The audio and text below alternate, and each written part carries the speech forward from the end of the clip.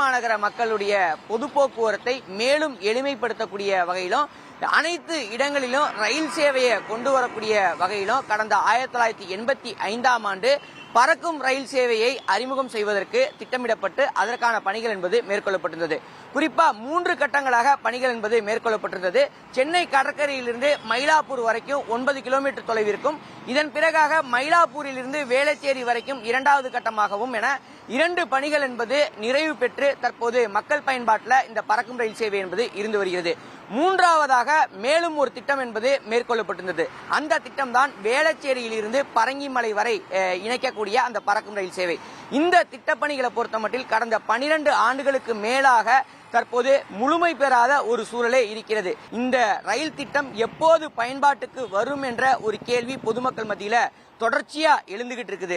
குறிப்பா மேம்பாலம் அமைக்கக்கூடிய பணிகள் என்பது நிறைவு பெற்றிருக்கிறது. குறிப்பா ஆதம்பாக்கம், புழுதிவாக்கம் உள்ளிட்ட பல பகுதிகளில் 167 தூண்கள் என்பது முழுமையா அமைக்கப்பட்டிருக்கக்கூடிய காட்சிகளை நம்மால பார்க்க முடிகிறது. அதே சமயம் பிரதானமாக பரங்கிமலை ரயில் நிலையத்துடைய இணைக்கக்கூடிய பணிகளும் தற்போது நிறைவு பெற்றிருக்கிறது.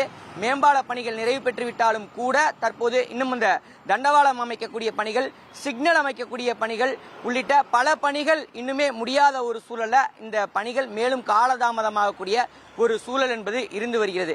ரயில்வே வட்டாரத்தை பொறுத்தமட்டில் மார்ச் 2025 இந்த பணிகள் முழுமையாக பயன்பாட்டுக்கு வரும் அப்படின்றத தெரிவிச்சிருந்தாங்க.